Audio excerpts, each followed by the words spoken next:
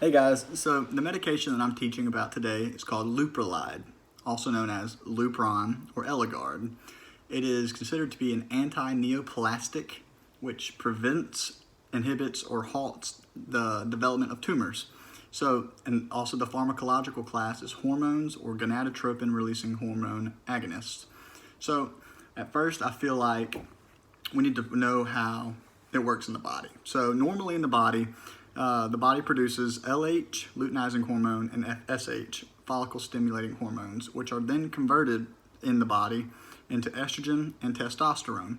So in certain medical situations, we need to suppress testosterone and estrogen. So situations like advanced prostate cancer. Advanced prostate cancer is fueled by testosterone. So in males could take Leuprolide to block the production of testosterone, which in turn decreases testosterone and reduces the fueling of the tumor. In endometriosis, the symptoms of endometriosis can be really severe depending on the amount of estrogen in the body. So the more estrogen, the more severe endometriosis can be. So we want to block endometriosis in the body. Premature puberty. This is when we're talking about 8, 9, 10-year-olds that have increased testosterone or estrogen levels. They can also take the Leuprolide in order to block the production of testosterone and estrogen.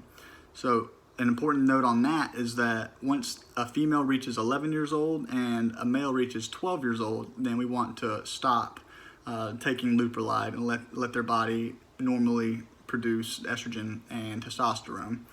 And anemia related to uterine fibroids. So the fibroids can cause severe bleeding in women, and so we can take Leuprolide, and Leuprolide will decrease the size of the fibroids because fibroids are fed or fueled from estrogen, and if we block that, then they'll shrink. There are some contraindications to taking Leuprolide, and that may be women with undiagnosed vaginal bleeding and in pregnant or breastfeeding women.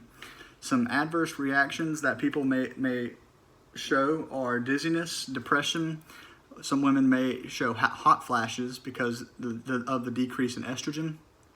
Some nausea, vomiting, anorexia, UTIs. All of these can occur after taking Leuprolide, but it is important to note that usually the symptoms will increase after the first dose, or initially after a day or two after the first dose.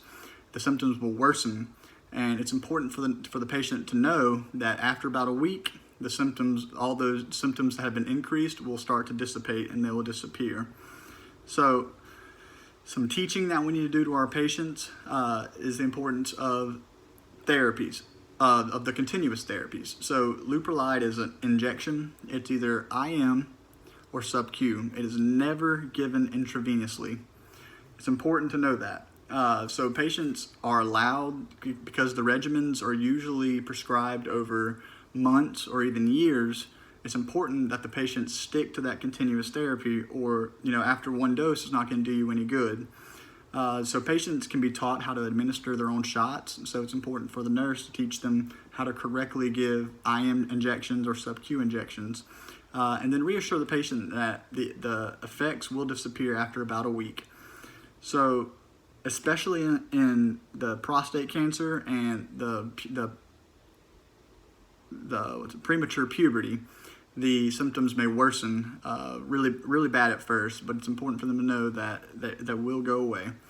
And so children or women who of childbearing age need to use a non-hormonal form of contraception during treatment.